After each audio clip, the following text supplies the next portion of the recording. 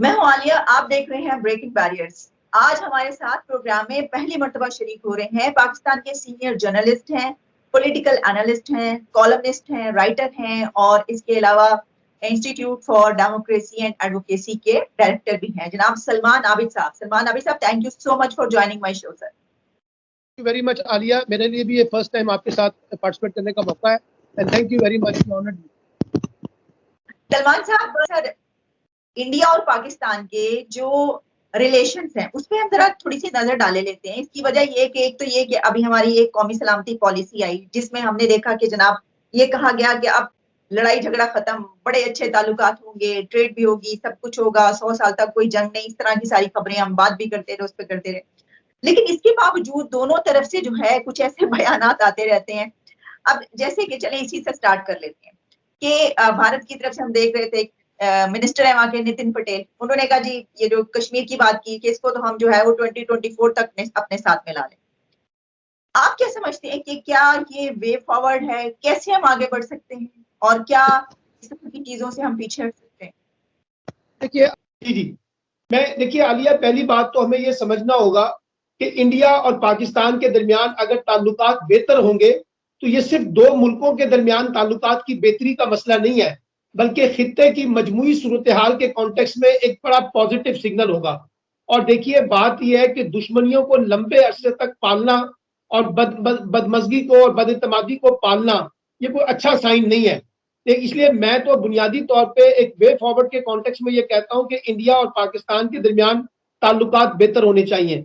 लेकिन आपको याद होगा एक दफा हैनरी क्लिंटन ने कहा था कि जिस तरह से कश्मीर, अमेरिका और पाकिस्तान के दरमियान जो ताल्लुकात हैं वो एक सास और बहू की तरह होते हैं, इसी तरह से अगर आप हिंदुस्तान और पाकिस्तान के ताल्लुकात देखें तो इसमें हमें दोनों तरफ से डेफिसिट नजर आता है। मैं ये नहीं कहता कि कोई एक मुल्क इसका बराह रास्त जिम्मेदार है, लेकिन मैं ये जरूर कहता हूं कि पाकिस्तान के अंदर भी ऐसी पॉलिसियां रही हैं जिससे भारत के अंदर बदइतमादी पैदा हुई, और इसी तरीके से भारत के अंदर भी कुछ ऐसी पॉलिसियां रही हैं जिससे पाकिस्तान के दरमियान बदइतमादी पैदा हुई। और इसमें एक हॉट इशू तो कश्मीर का है जिसके ऊपर कहीं भी कोई लचक दिखाने के लिए तैयार नहीं है।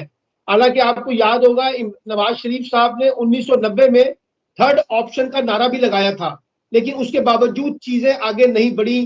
फिर इसलिए मैं ये कहता हूं कि आज भी जिस वक्त मैं आपसे बात कर रहा हूं, इंडिया पाकिस्तान के दरमियान अगर पाकिस्तान की ख्वाहिशात एक तरफ, हिंदुस्तान की ख्वाहिशात एक तरफ, लेकिन उसके बावजूद जो डेफिसिट है वो बहुत गहरा है। इतना आसान नहीं है कि इसको हम किसी एक तकरीर के साथ, किसी एक पॉलिसी के साथ, किसी एक कानून के साथ तब्दील कर सकें। अब इसके लिए एक इनेबलिंग एनवायरनमेंट पैदा करना होगा दोनों अतराफ से। लेकिन प्रॉब्लम यह है कि दोनों मुल्कों के दरमियान ऐसे हॉकिश एलिमेंट हैं जो ताल्लुकात को बेहतर बनाने की बजाय उसमें बिगाड़ पैदा करना चाहते हैं। और अगर मोदी साहब इस वक्त जिस तरह से भारत को लीड कर रहे हैं, पाकिस्तान को छोड़िए, खुद भारत के अंदर हमने भी माजी में कोई अच्छी पॉलिटिक्स नहीं की हिंदुस्तान के तनाजुर में, लेकिन इस वक्त पाकिस्तान जो है उसकी एक जरूरत बन गई है कि वो रीजनल पॉलिटिक्स में हिंदुस्तान के साथ आगे बढ़े, अगर उसने अपने आप को इकोनॉमिक कनेक्टिविटी के साथ जोड़ना है। लेकिन अभी वो स्पेस पाकिस्तान को नहीं मिल रही हिंदुस्तान से जो उसको मिलनी चाहिए थी। लेकिन मसला सिर्फ ये है, इसका सारा मलबा मैं हिंदुस्तान पे नहीं दूंगा। हमारे यहाँ भी ऐसे हॉकिश एलिमेंट हैं, जहां ताल्लुकात बेहतरी की तरफ बढ़ना चाहते हैं वहां हमारे अंदर से कुछ लोग ऐसे आ जाते हैं जो मसाइल पैदा करने का सबब बनते हैं। इसलिए मैं ये कहता हूँ, देखिए ताल्लुकात की बेहतरी का जो वाहिद कुंजी है ना, वो एक ही है कि आप मुज़ाकरात को बहाल करें। दो तरफा मुज़ाकरात बहाल होंगे, पीपल्स टू पीपल कॉन्टेक्ट बहाल होंगे और मुख्तलिफ जो सिविल सोसाइटी आपस में मिलेगी, तभी जाके हम जो है इस ताल्लुकात के अंदर कोई बेहतरी पैदा कर सकते हैं। एक इनिशिएटिव लिया था वाजपेयी के दौर में ऐलान लाहौर के साथ, आपको याद होगा, वो एक बड़ा पॉजिटिव था, लेकिन अनफॉर्चुनेटली पाकिस्तान के अंदर से वो सिग्नल नहीं मिल सके जो उस वक्त भारत को दरकार थे।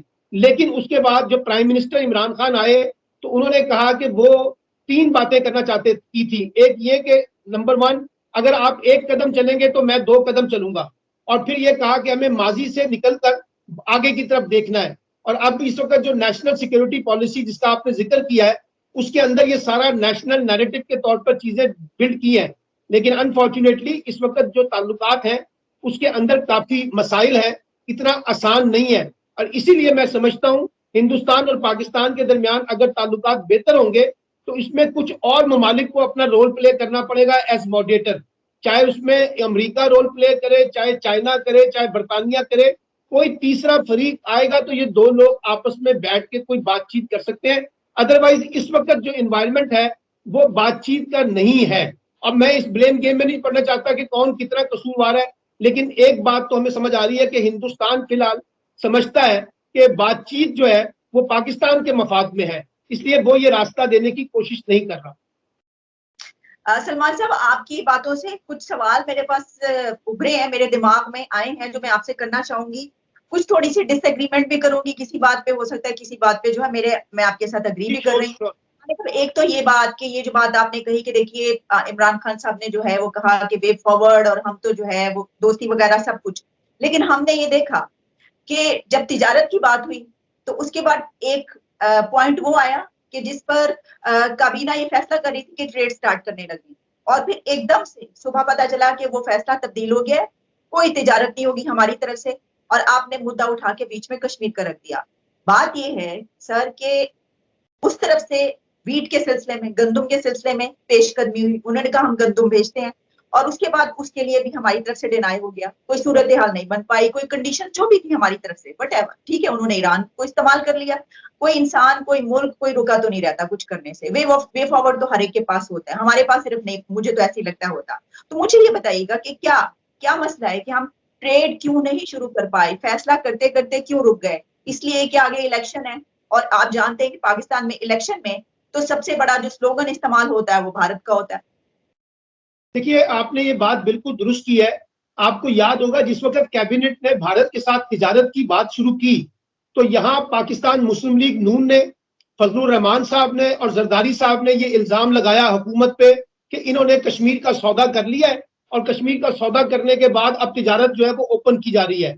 ये एक प्रेशर इंटरनली हमारी अपोजिशन जमातों ने क्रिएट किया, जिससे हुकूमत को एक डिफेंसिव पोजीशन पे जाना पड़ा। पहली बात तो ये है कि हमारी जो इंटरनल पॉलिटिक्स के डायनामिक्स हैं वो बड़े खतरनाक है। हम फौरी तौर पे चीजों को सिक्योरिटी के साथ जोड़ लेते हैं, गद्दारी के साथ जोड़ लेते हैं, और ये इल्जाम लगाया कि पाकिस्तान की एस्टेब्लिशमेंट ने और इमरान खान ने मिलकर कश्मीर का सौदा कर लिया है। तो एक रद्द अमल फिर आपने वो देखा जिसकी जिक्र आपने किया, एक बात। दूसरी बात यह है कि देखिए, जो हमारी नेशनल सिक्योरिटी पॉलिसी आई है उसके अंदर भी वाज़ेह तौर पे लिखा है कि कश्मीर हमारा एक कोर इशू है। लेकिन प्रॉब्लम इसमें यह आ रहा है कि हिंदुस्तान इसको कोर इशू भी मानने के लिए तैयार नहीं है। यानी जिस वक्त आप ये कहते हैं ना, मैं जाती तौर पे अपनी राय देना चाहता हूं, मैं तिजारत का भारत के साथ हामी हूं, और मैं इस सोच का हामी नहीं हूं कि पहले जो है ना कश्मीर आजाद हो जाए और उसके बाद तिजारत होनी चाहिए। ये दोनों चीजें पैरेलल चलनी चाहिए, यानी कश्मीर के ऊपर बातचीत भी होनी चाहिए और साथ बाकी मामला ट्रेड्स वगैरह चलने चाहिए। लेकिन जिस वक्त भारत ये कहता है इंटरनेशनल मीडिया में खड़े होके, नेशनल मीडिया में खड़े होके कि कश्मीर के ऊपर तो कोई बात ही नहीं हो सकती, ये तो हमारा अटूट अंग है, तो फिर पाकिस्तान जो है वो कैसे वो कुशन क्रिएट करे, अपने लोगों को मुतमईन करे, जहां इस्टेब्लिशमेंट भी है, जहां मजहबी जमातें भी हैं, जहां दाएं बाजू की जमातें भी हैं, जहां पीपल्स पार्टी जैसी जमात भी जो है कश्मीर के ऊपर पॉलिटिक्स करती है। आपको याद होगा 2017 में और 16 में जिस वक्त कश्मीर के इलेक्शन हुए थे, तो बिलावल भुट्टो साहब जो है कश्मीर की इंतखाबी मुहिम में नवाज शरीफ गद्दार के नारे लगाते थे, और ये नारा उनका बड़ा मशहूर था कि भारत का जो यार है वो गद्दार है, गद्दार है। हमारी इंटरनल पॉलिटिक्स के भी बहुत से मसाइल हैं, इसलिए मैं ये समझता हूं कि अगर कोई स्पेस हिंदुस्तान देता, कोई बातचीत करने के लिए भी तैयार होता, और जो इंडिया पाकिस्तान के दरमियान कंपोजिट डायलॉग है उसके अंदर कम से कम इसको डिस्कशन पॉइंट के ऊपर भी लाता, तो एक स्पेस निकल सकती थी। अनफॉर्चुनेटली वो स्पेस नहीं निकली। फिर आप ये देखिए करतारपुर के हवाले से जो इनिशिएटिव लिया, वहां पर भी वो रिस्पॉन्स हमें उस तरह से नहीं मिल सका। फिर अभिनंदन के कॉन्टेक्स्ट में जो इनिशिएटिव लिया, उसको भी पाकिस्तान की कमजोरी के साथ जोड़ा गया। तो मुझे लगता है कि कुछ चीजों को हम वन साइडेड ना देखें, कुछ चीजें टू वे भी हैं। पाकिस्तान के अंदर भी बहुत से प्रेशर है, यहाँ जरदारी साहब की भी हुकूमत होगी, इमरान नवाज शरीफ की भी हुकूमत होगी, या इमरान खान की भी हुकूमत होगी।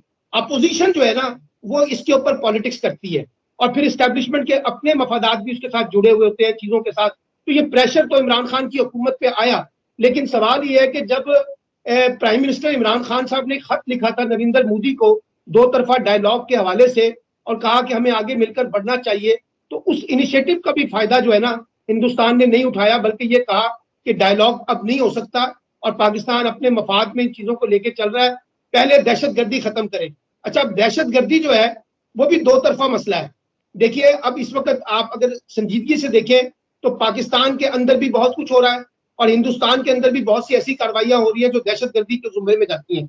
हम एक दूसरे को ब्लेम देते हैं कि जी फला जिम्मेदार है और वो फला जिम्मेदार है, लेकिन हम डायलॉग के अंदर एक इंस्टीट्यूशनल मैकेनिज्म बनाने के लिए तैयार नहीं है, बातचीत करने के लिए तैयार नहीं है कि काउंटर टेररिज्म मैकेनिज्म कैसे बनाया जाए जिसमें हिंदुस्तान की स्टेट या गवर्नमेंट हमें फैसिलिटेट करे और हम हिंदुस्तान की गवर्नमेंट और उसको फैसिलिटेट करें, और जितने भी नॉन स्टेट एक्टर हैं माजी में जो जिनको पालता रहा है वो उनको किस तरह से हम एलिमिनेट करें। तो मुझे लगता है कि कुछ चीजें हिंदुस्तान की तरफ से भी इनिशिएटिव आने चाहिए थे, अनफॉर्चुनेटली हमने भी वो नहीं देखे।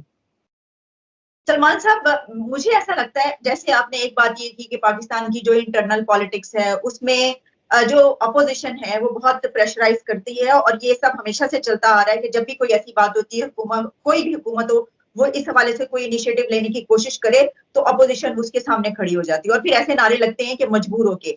तो ऐसा ही एक महसूस हो रहा है कि जैसे इमरान खान साहब जो है उन्होंने ट्रेड का जो मामला है वो भी मजबूर हो गए, उन्होंने वापस लिया क्योंकि उनके ऊपर बार बार अपोजिशन की तरफ से कश्मीर का सौदा करने का जो वो लगता है। सर हम बीइंग अ पाकिस्तानी ना, क्योंकि पाकिस्तानी है जाहिर है, तो इसलिए हमें थोड़ा सा जो है हम अपने खौफ से पूरे तरीके से इसलिए नहीं निकल पाते कि हमें थोड़ा सा बैलेंस करना पड़ता है। हम कहते हैं भाई बैलेंस कर दो, क्योंकि इसकी वजह ये है कि सारा मलबा अगर अपने ऊपर ले लिया तो बड़ा मसला पड़ जाएगा। आप जानते हैं, ठीक है, यहाँ पे कोई एक मसला थोड़ी है। प्रॉब्लम ये है कि जो दहशतगर्दी की बात आपने की, जो आपने कहा नॉन स्टेट एक्टर्स हैं, पूरी दुनिया में जो सबसे ज्यादा बात की जाती है, यूरोप ले लें आप, वहां पर जो पाकिस्तान के ऊपर पाबंदियां लगाने की बात की जाती है, जो यहाँ पर टीएलपी यहाँ पे सूरत हाल पैदा करती है, वैसे माहौल तो भारत में नहीं है। कश्मीर का मसला एक अलग चीज है, ठीक है, वो क्योंकि हम बात करते हैं उस पर रेजोल्यूशन की, हम बात करते हैं वो हमेशा से चलता चला आ रहा है, लेकिन इसके बावजूद एक तो ये सवाल कि सर हम ये बैलेंस नहीं कर सकते जो पाकिस्तान की नॉन स्टेट एक्टर्स के हवाले से सिचुएशन है और जो दुनिया हमें जिस नजर से देखती है। भारत उससे बहुत आगे निकल चुका है क्योंकि जाहिर है कि वो एक बड़ी इकोनॉमी भी है, वो एक बड़ा कंट्री है, पॉपुलेशन देखिए और फिर ये कि एक डेमोक्रेसी कितनी बड़ी, इन सब को मद्देनजर रखते हुए। लेकिन मेरा सवाल जो है वो आपसे ये होगा सर कि क्या आप समझते हैं अभी भी इस वक्त भी आफ्टर 370 और क्या जो इस वक्त हमारी पोजीशन है कि हम भारत को उस मोड़ पर ले आए कि अब वो कहते हैं कि आपका कश्मीर, पहले तो वो नारा ये नहीं लगाते थे। मैं तो एक और जी इस नारे पे सर आप क्या समझते हैं कि हम वो झंडा लहराएंगे, गजबा हिंद और कश्मीर को आजाद करवा सकते हैं, जबकि हम तो 20 मिनट के लिए हमने खड़े होना था फ्राइडे को, हर फ्राइडे को, मेरा ख्याल है शायद 4 फ्राइडे गुजरे होंगे, हम खड़े होंगे, उसके बाद वो भी खत्म। इसके बावजूद आप ऐसा समझते हैं? देखिए बात ये आलिया, मैं ये नहीं कह रहा कि कश्मीर बनेगा पाकिस्तान, ये मेरा मसला नहीं है। मेरा मसला सिंपल ये है कि इसका फैसला कौन करेगा। क्या हिंदुस्तान फैसला करेगा, क्या पाकिस्तान फैसला करेगा, या कश्मीर के लोग फैसला करेंगे। प्रॉब्लम इस वक्त ये है कि हम कश्मीर के लोगों की वॉइसेस को भी सुनने के लिए तैयार नहीं है। अब प्रॉब्लम यह है कि हम तो बार बार ये कह चुके हैं कि जी असल फरीक जो है वो कश्मीर के लोग हैं। कश्मीर के लोगों को डिसाइड करना है कि वो इंडिपेंडेंट कश्मीर में जाना चाहते हैं, वो भारत के साथ रहना चाहते हैं, वो पाकिस्तान के साथ रहना चाहते हैं। लेकिन अब इसका कोई मैकेनिज्म, जब तक कोई कंपोजिट डायलॉग नहीं होगा इसके ऊपर, तो ये बात आगे नहीं निकल सकेगी। अभी प्रॉब्लम ये आ रहा है, आपने कहा कि पाकिस्तान के अंदर, आपको भी पता है अच्छी तरह कि पाकिस्तान में कभी कोई जनरल इलेक्शन हिंदुस्तान दुश्मनी की बुनियाद पे नहीं हुआ। लेकिन हिंदुस्तान के तमाम इलेक्शंस का अगर आप रिकॉर्ड उठा के देखें, और मेरे पास वो वीडियोस भी मौजूद है, मैं आपको दिखा सकता हूं, जहां दो चीजें बिकती हैं, एक पाकिस्तान दुश्मनी का एजेंडा बिकता है और एक मुस्लिम दुश्मनी का एजेंडा बिकता है। और ये कोई नई बात नहीं है। पाकिस्तान के अंदर इलेक्टोरल पॉलिटिक्स के डायनामिक्स और है, हिंदुस्तान के अंदर इलेक्टोरल पॉलिटिक्स के डायनामिक्स और हैं। इसलिए प्रॉब्लम जो है हमारे यहाँ किसी और नौयत के हैं, वहां हिंदुस्तान में किसी और नौयत के हैं। अच्छा, आपने कहा कि मकबूजा कश्मीर को जरा छोड़ देते हैं, मैं उस पर बात नहीं करता कि वहां क्या हो रहा है, लेकिन आपको याद है शहरियत के हवाले से हिंदुस्तान में क्या हुआ। अभी आप ये देखिए कि जो यूरोपियन यूनियन की रिपोर्ट्स आई हैं, एमनेस्टी इंटरनेशनल की रिपोर्ट्स आई हैं, ह्यूमन राइट्स वॉच की रिपोर्ट्स आई हैं, इन तमाम रिपोर्ट्स को देख लें, जो ये बरमला कह रहे हैं कि भारत में जो मिनॉरिटीज हैं उनके साथ वो सलूक नहीं हो रहा जो होना चाहिए था, और नरेंद्र मोदी के ऊपर बड़ी शदीद तनकीद हो रही है और खुद भारत के अंदर से वॉइसेस जनरेट हो रही है। आप इन चीजों को भी देखने की कोशिश करें कि सिचुएशन ये नहीं है कि सारा का सारा खराबी जो है वो पाकिस्तान के अंदर भी है, हिंदुस्तान के अंदर भी वो खराबी है। अच्छा, आपने बात की 35A की और 370 की।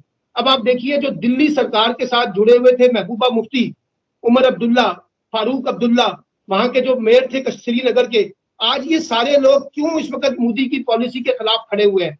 ये क्यों नहीं, जो कल तक तो दिल्ली सरकार के साथ थे ना, आप उनकी वॉइसेस को नहीं सुन रहे? आप बीबीसी की रिपोर्ट्स देखें, जो कुछ वहां मकबूजा कश्मीर के कॉन्टेक्स्ट में आ रहा है। तो मैं ये कहना चाहता हूं कि अगर पाकिस्तान मिलकर नॉर्मलाइजेशन की तरफ जाना चाहते हैं, तो एक बात याद रखिए, ये रवायती तरीके से नहीं होगा। ये आउट ऑफ द बॉक्स जाके आपको कुछ इनिशिएटिव लेने पड़ेंगे, आउट ऑफ द बॉक्स जाके चीजों को देखना पड़ेगा, और अपने अपने पुराने स्टांस जो है उनसे बाहर निकलकर जो नई सूरत हाल है उसके मुताबिक कुछ फैसले करने पड़ेंगे, तब जाके आप चलेंगे। पुराने मौकफ के ऊपर अगर खड़े रहे तो ये मसला हल नहीं होने वाला। ठीक है सर, ये जो आपने बात की ना, यही क्रक्स है ना, कि ये आपने बात कर दी कि पुराने आप उस पर खड़े रहेंगे। लेकिन जब आप ये बात करते हैं ना कि देखिए वहां पर उसको देख लीजिए, महबूबा मुफ्ती को आप वहां पे देख लीजिए, उसकी रिपोर्ट देख लीजिए वहां पे, तो फिर वो बात करते हैं बलूचिस्तान की कि देखिए वहां पर क्या क्या कुछ हो रहा है, उसके ऊपर जो रिपोर्ट्स आ रही हैं आप उनको भी उठा लीजिए, वहां के लोगों जो कह रहे हैं आप उसको भी देख लीजिए, वहां के जो स्टेक होल्डर्स हैं वो किस तरीके से खड़े हो रहे हैं, उनको जो है वो जेल किस तरीके से भेजा गया, ये सब कुछ उस तरफ से भी आवाजें उठती हैं। लेकिन हमारा मसला ये सर, मेरा आपसे सवाल ये होगा, हम कुछ देर के लिए अगर ये जो डिस्प्यूट्स हैं इनको साइड पर रख दें, क्योंकि ये तो 70 ईयर्स या जितने भी हो गए, डेकेड्स गुजर गए, तो क्या अगर इन्हीं को लेकर चलना है तो मैं और आप इसी तरीके से बहस करते रहेंगे, वो तो कोई फायदा नहीं होगा। मेरा सवाल आपसे, मैं इसलिए, क्योंकि सर ये जो आप बात करें ना कि सिर्फ इसका नहीं है, लेकिन क्योंकि इस तरफ जो है हमारे साथ इस वक्त कोई इंडिया की साइड का नहीं है, लेकिन सवालात हमारे पास बहुत सारे हैं, क्योंकि मैं अपनी पॉलिसीज पे भी बहुत क्रिटिसाइज करती हूँ और दूसरी तरफ भी अगर कुछ गलत नजर आता है तो मैं बात करती हूँ। मेरा आपसे सवाल ये होगा कि इस वक्त अगर आप दुनिया के इस प्लेटफॉर्म पर देख लीजिए यहाँ पर, तो आपको दोनों मुल्कों में जब हम भारत को देखते हैं तो वो तरक्की करता हुआ मुल्क हमें नजर आता है। मेरा ये है, जो हम बात कर रहे हैं छोटी, वो अपनी जगह पर वो मसाइल मौजूद हैं, लेकिन पाकिस्तान जो है जब हम उसको देखते हैं तो हम उन मसाइल में उलझे हुए हैं, अपने ये जो हम बातें कर रहे हैं दहशतगर्दी, आप जानते हैं कि कितने बड़े मसाइल हमारे मुल्क के सिर्फ इस वजह से हैं, अंदर के मसाइल, कि हमारे अंदर जो दहशतगर्दी है और जो हमारे टीएलपी और इस तरह के जितने ग्रुप्स हैं, जब हम उनको खुले हाथ छोड़ देते हैं तो फिर वो पूरे मुल्क में आगे लगाते फिरते हैं। और फिर ये कि हमारी जो पॉलिसीज है, हम एक तरफ आप देखिए कि हम वहां पर इमरान खान साहब जो हैं वो चाइना गए, अब ये गुफ्तगू हो रही हर जगह पर कि उनसे जो है वो जो वर्ल्ड लीडर्स हैं नहीं, वो नहीं मुलाकात करें। दूसरी तरफ हम इंडिया की तरफ देखते हैं, उनसे पूरी दुनिया मुलाकातें भी करती है, और उनके तो कौन सा मुल्क ऐसा है जिससे ट्रेड ना हो रही और कॉन्ट्रैक्ट्स ना हो रहे हो। देखिए, पहली बात तो यह है कि हिंदुस्तान की तरक्की का और पाकिस्तान की तरक्की का तो कोई मवाजना होना नहीं चाहिए, ये मवाजना ही गलत है, पहली बात तो ये है। और दूसरी बात यह है कि माशी तरक्की के हवाले से या उनकी जो सफारती डिप्लोमेसी के कॉन्टेक्स्ट में वो बहुत आगे हैं, मुझे तो इसमें कोई दो आरा नहीं है कम अज कम। और मैं इस कंपैरिजन में भी जाना चाहता, पाकिस्तान के मसाइल अपने नोयत के, बड़े सीरियस नोयत के मसाइल हैं, यहाँ गवर्नेंस के इशूज हैं, यहाँ इकोनॉमी के इशूज हैं, यहाँ पॉलिटिकल स्टेबिलिटी के इशूज हैं, यहाँ सिविल मिलिट्री रिलेशनशिप के इशूज हैं, यहाँ बहुत से और इश्यूज भी हैं। लेकिन जब आप इंडिया पाकिस्तान के कॉन्टेक्स्ट में जब गुफ्तगू करें तो ये नहीं होगा कि जी पाकिस्तान में ये मसाइल हैं, तो मैं तो ऐसे 10,000 मसाइल जो आपको हिंदुस्तान के अंदर भी दिखा दूंगा कि जो इंडिया के इंटरनल कॉन्टेक्स्ट में पॉवर्टी के सीरियस कॉन्टेक्स्ट है वो भी वहां मौजूद है। इसलिए ये बहस नहीं है। बहस ये है कि अगर हमने इंडिया और पाकिस्तान ने आगे जाना है, मसलन अब आप देखिए ना, जो इंटरनेशनल पॉलिटिक्स में और नेशनल पॉलिटिक्स में अभी आज से 7-8 साल पहले जो है, जो हम टेररिज्म भुगत रहे थे, आज हमारी टेररिज्म की सूरत हाल वो तो नहीं है। और ये पाकिस्तान दुनिया का वो वाहिद मुल्क है जिसने अपना टेररिज्म को जिस तरह से लीड किया है, जिसमें हमारे जवानों ने, चाहे वो फौजी हैं, चाहे पुलिस हैं, चाहे आम शहरी सिविलियन है, सब ने कुर्बानियां दी हैं। और आज हमारी सिचुएशन जो है वो माजी के मुकाबले में ज्यादा सेफ है, एक बात। अच्छा, फिर जो अब एक जमाने में हमारे यहाँ आपको पता है बहस थी गुड तालिबान और बैड तालिबान के बारे में, यहाँ बाकायदा मीडिया में उनके हमायती बोलते थे, आज वो चीजें सिचुएशन भी नहीं है। अच्छा, इसी तरीके से कभी आपने नहीं देखा कि हमने जियो स्ट्रेटेजिक के ऊपर जब बात की थी तो कभी हम जियो इकोनॉमिक्स की बात नहीं करते थे, हम जियो कनेक्टिविटी की बात नहीं करते थे, हम जो है रशिया के साथ और उनकी रियासतों के साथ ताल्लुकात की बेहतरी की बात नहीं करते थे। तो अब चीजें थोड़ी सी पॉजिटिव आगे बढ़ी भी हैं, जो स्पेस क्रिएट की गई है उसके अंदर चीजें हो रही हैं। आपने बलूचिस्तान की मिसाल दी, ये नवाज शरीफ साहब भी कहते रहे, यूसुफ गिलानी साहब भी कहते रहे, राजा परवेज अशरफ भी कहते रहे, इमरान खान भी कहते रहे कि जी हमारे पास ये एविडेंस है कि हिंदुस्तान की मुदाखलत बलूचिस्तान के अंदर किस तरह से मौजूद है। ये बात होती रही है, कुलभूषण यादव की मिसाल आपके सामने है। अच्छा, इसी तरीके से हिंदुस्तान ये कहता है कि हमारे यहाँ जो मुदाखलत हो रही है हमारे पास भी एविडेंस है, ठीक है, पाकिस्तान उसमें मुदाखलत करता है। तो ये इश्यूज तो मौजूद है। और ये भी आपको याद है कि जो इंडिया की इंटेलिजेंस एजेंसी जो रॉ है उसका और अफगान इंटेलिजेंस एजेंसीज का जो नेक्सस था, जो खासतौर पर काबुल के अंदर बैठ के जो पूरी की पूरी एंटी पाकिस्तान बैशिंग होती थी, उसमें आपको पता है कि अफगान मीडिया कौन लीड करता था, कौन उनके स्पॉन्सर्ड है, हिंदुस्तान में कौन लोग हैं जो उसको स्पॉन्सर करते थे, ये बातें सारी हमारे रिकॉर्ड का हिस्सा है। अब इसमें पढ़ेंगे तो फिर मैं यही तो कह रहा हूं कि हमें अपनी अपनी जगह पर अपनी अपनी गलतियों को तस्लीम करना चाहिए, चाहे वो पाकिस्तान है और चाहे वो हिंदुस्तान है। अगर आपने वे फॉरवर्ड की तरफ जाना है, अगर हमने इल्जाम तराशियों के ऊपर रहना है, माजी के ऊपर रहना है और ये कहते रहे कि आपने फला पहले ये किया था, उसने कहा फला इसने किया, तो फिर हम आगे नहीं चल सकेंगे। अगर आपने आगे जाना है तो मैं इसीलिए कह रहा हूं कि आउट ऑफ द बॉक्स जाकर कुछ एक चीजों के ऊपर आपको इत्तेफाक करना पड़ेगा। आपको याद होगा जब ट्रंप आए थे हिंदुस्तान, तो उन्होंने हिंदुस्तान में बैठ के नरेंद्र मोदी के सामने कहा कि पाकिस्तान हमारा बेस्ट स्ट्रेटेजिक पार्टनर है और जो दहशतगर्दी के हवाले से उसका जो कंट्रीब्यूशन है हम उसको रिकग्नाइज करते हैं। तो बड़ा भारत में बड़ा शोर मचा था कि जी अमेरिका ने क्यों इसको सर्टिफिकेट जारी कर दिया। इसलिए मैं ये कह रहा हूं, और जो इंटरनेशनल रिपोर्ट्स हैं वो जहां पाकिस्तान के खिलाफ आती हैं, उसी तरह की कुछ रिपोर्ट्स हिंदुस्तान के खिलाफ भी आ रही है ना। ये कोई नई बात तो नहीं है। अगर आप कहेंगी तो मैं आपके साथ वो डॉक्यूमेंट सारे शेयर कर सकता हूं जिसमें हिंदुस्तान को भी कहीं ना कहीं चैलेंज किया जा रहा है ह्यूमन राइट्स वायलेशन के कॉन्टेक्स्ट में, मिनॉरिटीज राइट्स के कॉन्टेक्स्ट में, मुसलमानों के साथ जो चीजें हो रही हैं वो भी हम देख रहे हैं। तो मैं ये कहता हूं कि अब इससे आगे बढ़ने का क्या रास्ता निकाला जाए ना, जो हमारी दानिशवरी है, जो वहां की सिविल सोसाइटी है। अब आप मुझे बताइए, एक सेकंड, आप मीडिया से ताल्लुक रखती हैं, एक सेकंड, छोटा सा कमेंट में कर लूं, छोटा सा कमेंट कर लूं। आप मीडिया से ताल्लुक रखती हैं, आप इंडियन मीडिया भी देखती हैं, जरा इंडिया मीडिया का जो एटीट्यूड है वो देखें और फिर हमारे यहाँ भी रिव्यू करें। दोनों तरफ के जो मीडिया है वो एक दूसरे को करीब लाने की बजाय उसमें फासले पैदा कर रहे हैं। ये भी तो एक चैलेंज है ना हमारे लिए। एग्जैक्टली, आपने बिल्कुल सही बात, मैं आपकी इस बात से एग्री हूँ कि जो मीडिया का रोल है वो कोई इतना अच्छा हमें नजर नहीं आता, वो करीब लाने की बजाय दूर ले जाने की कोशिशें करते हैं। लेकिन अभी आपने जो बात की ना सर, ये बड़ा हमारे एक मुंह पर ये होता है। वहां पे जो मुसलमान है, हमारी टोटल जितनी पॉपुलेशन है उनके उतने मुसलमान है वहां पर, और वो उसको माइनॉरिटी नहीं, वो बहुत, वो कहते हैं कि जितनी उनकी तादाद है वो माइनॉरिटी से कहीं आगे निकल गई। लेकिन हमारे यहाँ कोई 4% टोटल, 4% से 5% माइनॉरिटीज रह गई हैं। और उस पे भी जो हमले होते हैं, अभी आप जानते हैं कि जो 2 दिन पहले पेशावर में जो पादरी को कत्ल कर दिया गया, उसके ऊपर कोई स्टेटमेंट नहीं आई किसी बड़े उसकी, और हम ये देखते रहे इस्लामोफोबिया की बार बार बात की गई, जो अपने उसी दिन अपने मुल्क में हुआ उसके ऊपर कोई नहीं बोला। सर ये तो फिर हम क्यों हम बैलेंस करने की कोशिश करते हैं ना सिर्फ ये वाली चीजें तो बात होनी चाहिए। आप सही कह रही हैं, मैं आपसे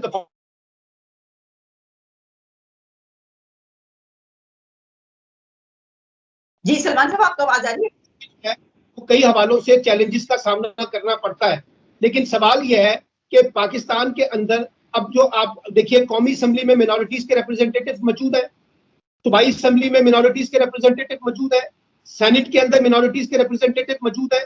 लेकिन प्रॉब्लम यह है कि जो मिनॉरिटीज के इलेक्टेड रिप्रेजेंटेटिव्स हैं, अगर आप उनका नुक्ता नजर सुने और जो आप मिनॉरिटीज ऑर्गेनाइजेशन पाकिस्तान में काम करती हैं उनका नुक्ता नजर सुने, तो उसमें एक तजाद नजर आता है, टकराव नजर आता है, दोनों का नुक्ता नजर एक दूसरे से मुख्तलिफ है।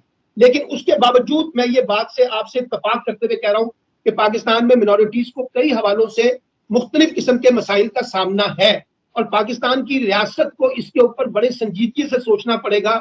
जैसे आपने अभी पादरी साहब की बात की है, 2 पादरियों को जिस बेदर्दी से कत्ल किया गया है, इस तरह के वाकयात हम देखते हैं, तवातर के साथ मीडिया में रिपोर्ट होते हैं जहां मिनॉरिटीज को करने की जरूरत। अब देखना यह है, क्या यहाँ पर स्टेट स्पॉन्सर्ड ये उनके साथ जुल्म हो रहा है, क्या यहाँ गवर्नमेंट स्पॉन्सर्ड हो रहा है, या कुछ इंडिविजुअल्स या कुछ इंतहा पसंद लोग हैं जो इस किस्म की हरकतें कर रहे हैं। ये एक फर्क हमें देखना पड़ेगा। या तो आप कहें कि पाकिस्तानी स्टेट जो है और पाकिस्तानी गवर्नमेंट जो है वो बराह रास्त मिनॉरिटीज को दबाना चाहती है, और मैं आपको बताऊं पाकिस्तान एक कॉम्प्लिकेटेड सिचुएशन में रहता है। पाकिस्तान एक बड़ा मुश्किल मुल्क है, इतना आसान मुल्क नहीं है मिनॉरिटीज के कॉन्टेक्स्ट में। यहाँ बहुत से बाइसेस मौजूद है, यहाँ रिलीजियस एक्सक्लूड रहा है, आपको पता है सारा का सारा जिस तरह से हमने चीजें की है, तो चैलेंजेस मौजूद है। इन चैलेंजेस को डील करना भी पाकिस्तान की स्टेट का, पाकिस्तान की रियासत हुकूमतों का ये मसला है। लेकिन प्रॉब्लम ये आता है हमारा जो है ना, जब हम इसको देखने की कोशिश करते हैं तो साथ ही आप भी ये कह देते हैं और बहुत से लोग कह देते हैं, देखिए जी पाकिस्तान में भी मिनॉरिटीज के साथ जुल्म होता है, हिंदुस्तान में हो रहा है, तो कौन सी नई बात है। अब मसलन आप देखिए, वहां सिख भी तो एहतजाज कर रहे हैं ना, वहां मुसलमान भी एहतजाज कर रहे हैं, वहां ईसाई भी एहतजाज कर रहे हैं, वहां तो सारे लोग एहतजाज कर रहे हैं। अगर हमारे यहाँ एहतजाज हो रहा है, एहतजाज तो वहां पे भी हो रहा है। तो इसलिए ये कह देना कि सिर्फ मिनॉरिटीज के साथ जुल्म पाकिस्तान के अंदर हो रहा है और भारत में मिनॉरिटीज के साथ कुछ होता नहीं है, तो ये भी एक ज्यादती है कि हमें दोनों तरफ की एक बैलेंसिंग देखनी पड़ती है कि मिनॉरिटीज को राइट को प्रोटेक्ट करना ये कॉन्स्टिट्यूशनल राइट होना चाहिए, स्टेट की रिस्पॉन्सिबिलिटी होनी चाहिए। अगर हम इसमें हमारे ग्रे एरिया है, पाकिस्तान के अंदर ये ग्रे एरिया मौजूद है, मैं पहले आपको इतराफ कर रहा हूँ। अब इनको दूर करने के लिए हमारी पार्लियामेंट को, हमारे पॉलिटिशियंस को, हमारी पॉलिटिकल गवर्नमेंट को, हमारे मीडिया को, हमारी सिविल सोसाइटी को रोल प्ले करना है। लेकिन अनफॉर्चुनेटली अभी वो रोल उस तरह से नहीं है जिस तरह से होना चाहिए। इसमें तो कोई डिबेट नहीं है मुझे, कम से कम। जी सलमान साहब, आपको बस आखिरी ये वाला मैं कमेंट करना चाहूंगी कि ये जो आपने कहा कि हमें ये देखना होगा कि वो स्टेट स्पॉन्सर्ड होता है या नहीं होता, तो अगर हम ऐसे ग्रुप्स को मेन स्ट्रीम मीडिया में लाएंगे और हम ये और वो ये आके कहेंगे कि हम बताएंगे कि अगला किंग कौन होगा, हम किंग मेकर हैं, तो जब एक एक एक टाइम ये होगा, हम उनको कहेंगे कि ये इंडियन एजेंट है और वो पूरे मुल्क में आगे लगा रहे होंगे, और फिर कुछ दूसरे दिन हमें ये पता चलेगा वो तो कौमी धारे में आ गए भाई, तो ये स्टेट स्पॉन्सर्ड ही कहलाता है। जब ऐसे ग्रुप्स मेन स्ट्रीम में आ जाते हैं तो फिर आप इससे इनकार नहीं कर सकते कि उनके पीछे हुकूमत और रियासत मौजूद है, क्योंकि वो इलेक्शन भी लड़ते हैं और वो असेंबलीज में भी आ जाते हैं। आप और मुझे बताएं, मुझे आप एक बात का जवाब दें। अमेरिका ने इतनी बड़ी जंग लड़ी है अफगानिस्तान के अंदर, और वो 10 दिन में तालिबान को खत्म करने आए थे, और फिर उन्होंने तालिबान के साथ निगोशिएट किया और तालिबान की शराइत पे ही कुछ माहिदे तय हुए दोहा में बैठ के सारे के सारे।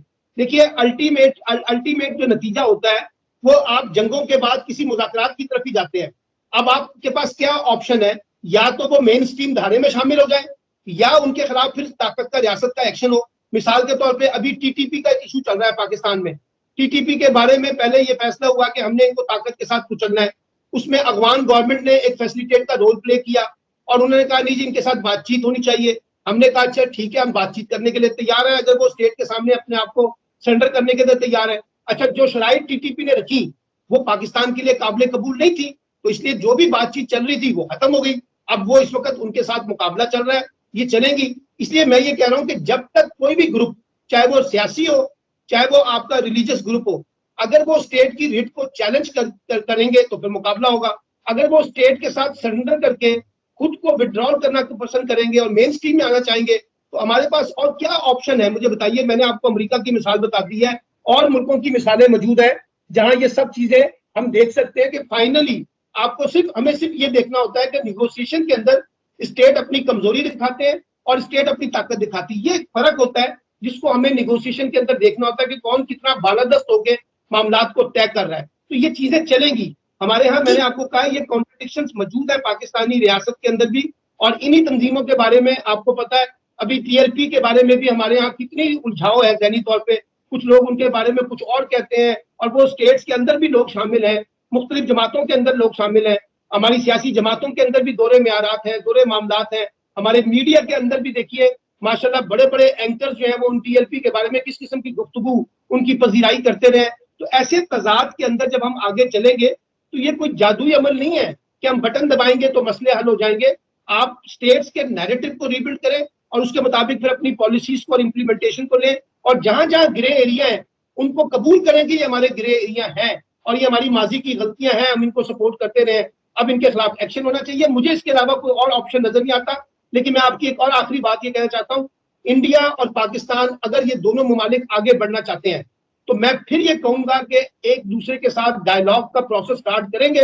डायलॉग होंगे तो ये जितने ग्रे एरिया है ना, इनका कोई वे आउट निकल सकेगा। अगर हमने डेडलॉक करके गुफ्तगू करनी है दोनों तरफ से, चाहे वो पाकिस्तान से हो और चाहे वो हिंदुस्तान से हो, उसका फायदा उन लोगों को होगा जो पाकिस्तान और हिंदुस्तान के दरमियान ताल्लुकात का बिगाड़ चाहते हैं, और वो चाहेंगे ये डेडलॉक बाकी रहे। लेकिन जो लोग चाहते हैं कि ताल्लुकात दुरुस्त हो, वो अमूमी तौर पर यही कहेंगे कि डायलॉग कम से कम स्टार्ट हो, और फिर हम देखें कि उसके नतीजे में कुछ अच्छी चीजें हिंदुस्तान और पाकिस्तान में हो सके। देखिए, हमारी पूरी जिंदगी गुजर गई है, आपकी पूरी जिंदगी गुजर रही है, हम इन जंगों में और इस तरह के तनाजात में कब तक उलझे रहेंगे? हमें कहीं तो वे फॉरवर्ड निकालना है। हमें दोनों मुल्कों की आवाम के ऊपर इन्वेस्टमेंट करनी है ना। हमने यहाँ जंगों पे तो इन्वेस्टमेंट नहीं करनी, हमने यहाँ पे दहशतगर्दी और एक्सट्रीमिज्म पे तो इन्वेस्टमेंट नहीं करनी। तो अब आप और एक और चीज देखिए, हिंदुस्तान और पाकिस्तान के दरमियान डिफरेंट किस्म के फोरम है, इकोनॉमिक फोरम है, सिविल सोसाइटी रिलेटेड फोरम है, मीडिया फोरम है, आपकी पॉलिटिकल फोरम है, आपके स्पोर्ट्स है, हर जगह पर हमने उनको बंदिश कर दी है। अब मैं मेरे रिश्तेदार इंडिया में रहते हैं, हैदराबाद दक्कन के अंदर, मेरी फुप्पियां जो है, मेरे रिश्तेदार काफी बीमार हैं, मैं पाकिस्तान से वहां जाना चाहता हूं। आप मुझे बताइए कैसे मैं जाऊंगा? क्योंकि यहाँ तो आप लोगों ने वीजों के बारे में जितने मसाइल पैदा कर दिए हैं, और इसी तरीके से हिंदुस्तान से जो लोग पाकिस्तान आना चाहते हैं, दोनों मुल्कों ने चीजों को आसान बनाने की बजाय इतना मुश्किल बना दिया है कि हम अपने खूनी रिश्तों के साथ चीजों के साथ नहीं मैच कर पा रहे। तो मुझे लगता है कि दोनों मुल्कों को सीखना होगा। ये कह देना कि सिर्फ पाकिस्तान को सीखना है, हिंदुस्तान को नहीं सीखना, और कोई ये कह दे कि हिंदुस्तान को सीखना है, पाकिस्तान को नहीं सीखना।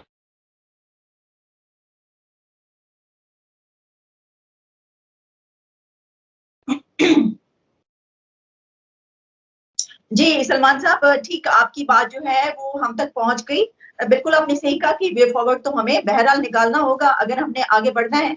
लेकिन मैं इस पे आखिरी कमेंट जो है वो बस यही करना चाहूंगी प्रोग्राम के इख्तिताम से पहले कि ये जो उलझाव पाया जाता है पाकिस्तान में दहशतगर्दों के हवाले से, दहशतगर्दी के हवाले से, तो हमारे जहनों में तो कभी भी उलझाव नहीं रहा। हम आज से 20 साल पहले भी यही कहा करते थे कि दहशतगर्दों से जो है वो मुज़ाकरात नहीं हो सकते और ये इसी तरीके से नुकसान पहुंचाएंगे। और हमने कई मर्तबा ये देखा कि मुज़ाकरात करके भी देख लिया, सब कुछ करके देख लिया, उनको कौमी धारे में भी लाकर देख लिया, और एट द एंड फिर हुकूमत और रियासत ये कहती है कि नहीं ये इस काबिल नहीं है, हमारा जो डील हुई थी वो खत्म हो गई, ये इस काबिल नहीं है, और फिर वो हमारे खिलाफ वही कुछ कर रहे होते हैं। तो हम तो दोबारा वही कह रहे हैं, हमारा वही है, हमारे उसमें ज़हनों में कोई उलझाव नहीं है। लेकिन सलमान आबिद साहब, thank you so much for your precious time. बहुत बहुत शुक्रिया, आइंदा भी आपसे बात होती रहेगी। Thank you thank very you much so much. Alia, आपका भी बहुत बहुत शुक्रिया, and thank you very much.